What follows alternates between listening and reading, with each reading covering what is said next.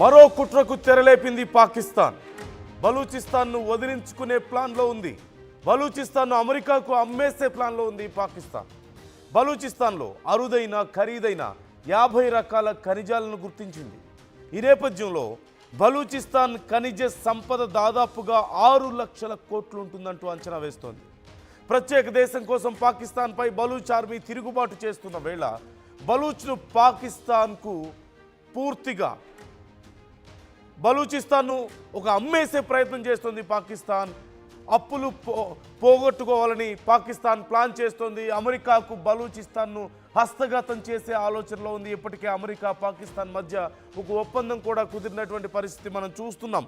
పాక్ సైన్యానికి చెందిన frontier works organisation అలాగే యుఎస్ స్ట్రాటజిక్ మెటల్స్ సంస్థ మధ్య ఒక ఒప్పందం కుదిరింది. అదే పోలీమెటాలిక్ రిఫైనరీ ఒకటి ఏర్పాటు చేయాలని. ఇది ఎక్కడ ఏర్పాటు చేయబోతున్నారు? బలూచిస్తాన్లో ఏర్పాటు చేసే ఆలోచనలో ఉన్నారు.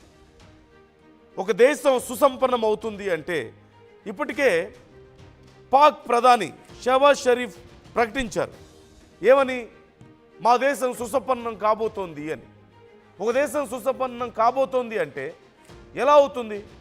వ్యాపారం చేయడం వల్ల, ఉత్పత్తి పెంచడం వల్ల, లేకపోతే గొప్ప గొప్ప ప్రకృతి ప్రసాదించినటువంటి వరాలు, ఇదిగో ఇలాంటి ఖనిజాలు, ఆయిల్స్, గ్యాస్ ఇలాంటివి ఉండడం వల్ల. కానీ పాకిస్తాన్లో ఇవేమీ లేవు. కానీ ఎలా సుసంపన్నం కాబోతోంది? బలూచిస్తాన్ను అమ్మేయడం వల్ల, బలూచిస్తాన్ను అమెరికా వద్ద తాకట్టు పెట్టడం వల్ల. బలూచిస్తాన్ ఏమైనా పాకిస్తానా? పాకిస్తాన్దా బలూచిస్తాన్ అంటే? వాళ్ళు సపరేట్గా మాది, ఈ ప్రాంతం మాది అని ప్రకటించుకున్నారు.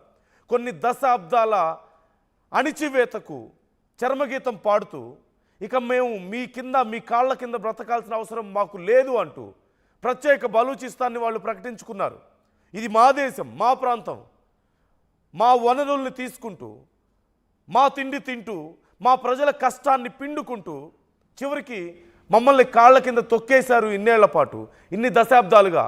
ఇక అది కుదరదు అని పాకిస్తాన్ ఆర్మీని ఎదిరించి బలూచిస్తాన్ లిబరేషన్ ఆర్మీ పాకిస్తాన్ను వెనక్కి నెట్టి తమ ప్రాంతాన్ని తాము సొంతం చేసుకుంటే ఇప్పుడు పాకిస్తాన్ ప్రకటించుకుంటుంది we are going to be rich అని చెప్పి.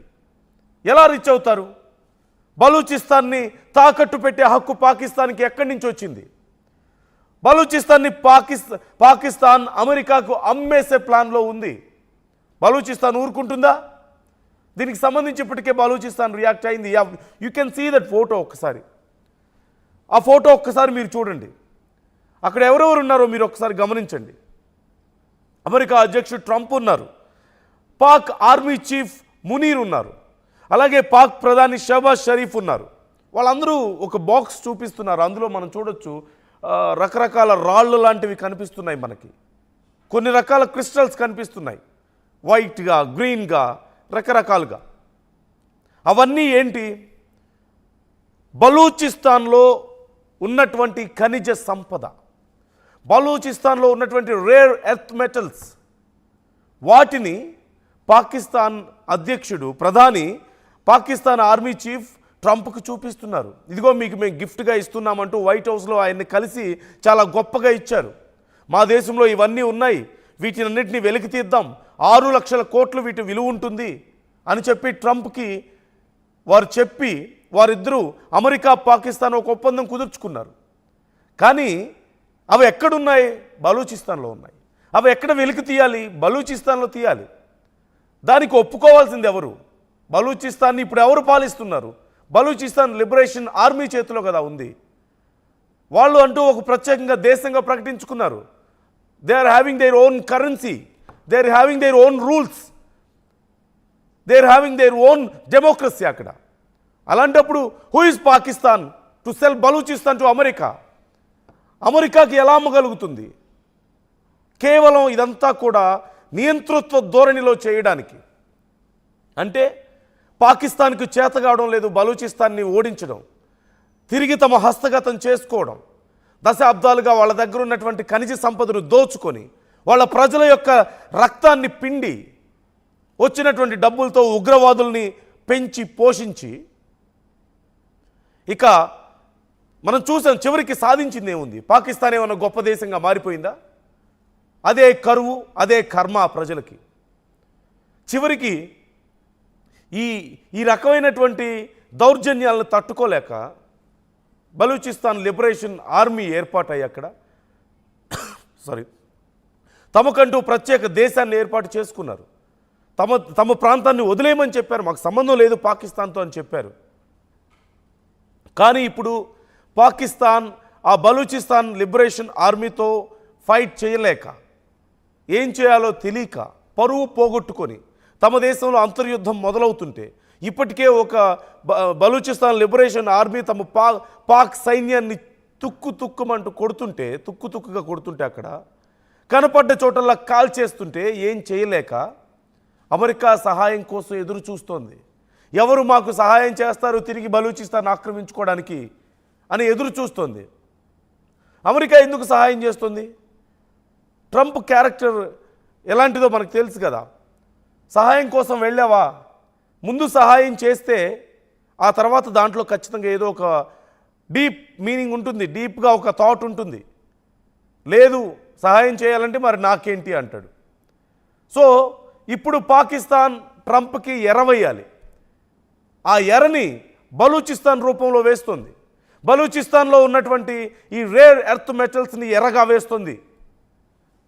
అమెరికా అండతో పాకిస్తాన్ పూర్తిగా బలూచిస్తాన్ని తిరిగి స్వాధీనం చేసుకొని అక్కడున్నటువంటి రేర్ ఎర్త్ మెటల్స్ని త్రవ్వి తీసి అమెరికాకి ఇచ్చి 6 లక్షల కోట్ల సంపదను తీసుకోవాలని తమ దేశం రిచ్గా 6 లక్షల కోట్లతో ఏమవుతుంది? ఏం కాదు 6 లక్షల కోట్లు అంటే. మన భారతదేశంలో 3 రాష్ట్రాల బడ్జెట్, మన భారతదేశంలో 3 రాష్ట్రాల బడ్జెటే కదా. 6 లక్షల కోట్లతో ఏమవుతుంది? Nothing happens there. వాళ్ళు టెర్రరిస్టులకు పెట్టడానికే సరిపోతుంది. అందులో వచ్చిన దాంట్లో సగానికి పైగా ఆ టెర్రరిస్టులు తీసుకుంటారు. టెర్రరిస్ట్ క్యాంపులకు వెళ్ళిపోతుంది. మిగతా సగంలో మళ్ళీ సగానికి పైగా అక్కడ ఉన్నటువంటి నాయకులు దోచుకు తింటారు. ఇంకో వచ్చేది ఎంతో మిగులుదు. ఒక ఐస్ ఎగ్జాంపుల్ కనిపిస్తుంది కదా ఒక సినిమాలో మనకి. చివరికి ఏమి మిగిలేది ఏం లేదు, ప్రజలకు ఏమి ఉండదు. ప్రజల బ్రతుకులు అంతే. పాకిస్తాన్లో తిండి లేక అలాగే కొట్టుకుంటూ ఉంటారు, తిండి లేక అలాగే ప్రాణాలు పోతూ ఉంటాయి, దొంగతనాలు చేస్తూ ఉంటారు, గొడవలు పడుతూ ఉంటారు, రెబల్ గ్రూప్స్ ఫామ్ అవుతాయి. This is what going to happen. అతి త్వరలో ఖచ్చితంగా అంతర్యుద్ధం రాబోతుంది పాకిస్తాన్లో. నేపాల్ తరహా అంతర్యుద్ధం. నేపాల్ అనడం కంటే కూడా నేపాల్ని మించిన, గతంలో బంగ్లాదేశ్ కంటే, అంతకుముందు శ్రీలంక కంటే ఈ దేశాల్లో ఎక్కడ చూడనటువంటి ఒక భయంకరమైనటువంటి అంతర్యుద్ధం ప్రజల నుంచి రాబోతుంది. ప్రజలు ప్రభుత్వాల మీద తిరగబడబోతున్నారు. I'm sure about that. పరిస్థితులు అలాగే ఉన్నాయి అక్కడ. ఒక అంతర్యుద్ధం రావడానికి ఎలాంటి క్వాలిటీస్ అయితే ఉండాలో అవన్నీ పాకిస్తాన్లో కనిపిస్తున్నాయి. నాయకుల అవినీతి, లేదంటే ప్రజల్ని తప్పుదోవ పట్టించడం, అభివృద్ధి లేకపోవడం, ఆకలి చావులు, బాధ్యత లేకపోవడం, యుద్ధ కాంక్ష, టెర్రరిస్టులను ఎంకరేజ్ చేయడం, ఇంతకంటే ఇంకేం కావాలి? ఆ దేశం నాశనం అయిపోవడానికి ఆల్రెడీ నాశనం అయిపోయింది. సో సింపుల్, అమెరికాకి బలూచిస్తాన్లో ఉన్నటువంటి రేర్ ఎర్త్ మెటల్స్ని ఆశగా చూపించి బలూచిస్తాన్ని తాకట్టు పెట్టి అమెరికా సుసంపన్నం కావాలి, ఆ డబ్బులు కావాలి అని చెప్పేసి ఆలోచిస్తోంది. దీనికోసం ఇప్పటికే పాక్ సైన్యానికి చెందిన ఫ్రంటియర్ వర్క్స్ ఆర్గనైజేషన్ అలాగే యుఎస్ స్ట్రాటజిక్ మెటల్స్ సంస్థ ఒక ఒప్పందం చేసుకున్నాయి. పాలీ మెటాలిక్ రిఫైనరీ ఏర్పాటు చేయాలని. $500 మిలియన్ పెట్టుబడులు అమెరికా పాకిస్తాన్లో పెట్టేందుకు సిద్ధమైంది. అయితే ఇక్కడ అమెరికాకు ఉన్నటువంటి నీడ్ ఏంటి అంటే, అమెరికా ఏ అవసరం లేకుండా ఏ పని చేయదు కదా. అమెరికాకు ఉన్న నీడ్ ఏంటి ఇక్కడ?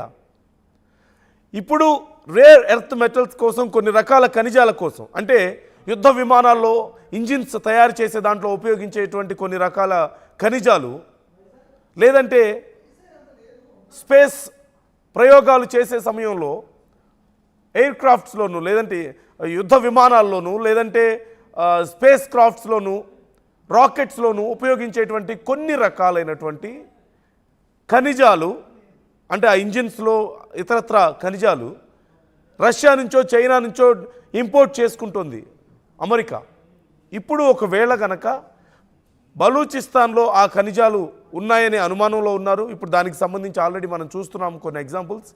సో ఈ ఖనిజాలను తమ సొంతం చేసుకోగలిగితే పాకిస్తాన్కి ఎలాగో చేత కాదు. అంత గొప్ప ఖనిజాలు ఉన్నప్పుడు సరైన వ్యాపారం చేసుకోవడం చేత కాదు. So America wants to occupy that, ఒక మాటలో చెప్పాలంటే. ఏదో చిల్లర పడేస్తే వాళ్ళే ఇచ్చేస్తారు. వాళ్ళకేం తెలుసు ఆ విలువ, ఆ ఖనిజాల విలువ వాళ్ళకేం తెలుసు? అక్కడ ఉన్నటువంటి ప్రకృతి ప్రసాదించినటువంటి గొప్ప వరం అది, దాని విలువ వాళ్ళకేం తెలుసు? పాకిస్తాన్కి చిల్లర పడేసి ఆ గనుల్ని, ఆ ఖనిజాలను తమ సొంతం చేసుకుంటే చైనా మీద, రష్యా మీద ఆధారపడాల్సిన అవసరం ఉండదు కదా అమెరికాకి. This is the basic plan of America. పాకిస్తాన్కేమో ఆ డబ్బులు వస్తాయి, ఆ డబ్బులతో మరింతమంది ఉగ్రవాదులను పెంచవచ్చు, ఆ డబ్బులు మరింత దోచుకోవచ్చు మనం. అలాగే బలూచిస్తాన్ని ఆక్యుపై చేసుకోవచ్చు తిరిగి. ఇది పాకిస్తాన్కి కావాల్సింది. కానీ దీనికోసం నిజంగా ఆ దేశం ఎంత నష్టపోతుంది, ఆ దేశ ప్రజలు ఎంత నష్టపోతున్నారు ఆలోచిస్తున్నారా? నిజంగా ఆలోచించగలుగుతున్నారా? అసలు ఇలా ఆలోచించగలిగితే ఈ పరిస్థితి ఎందుకు వస్తుంది? So this is the condition. అక్కడ ఉన్నటువంటి పరిస్థితి ఇది. బలూచిస్తాన్ను అమ్మే ప్రయత్నం చేస్తుంది పాకిస్తాన్.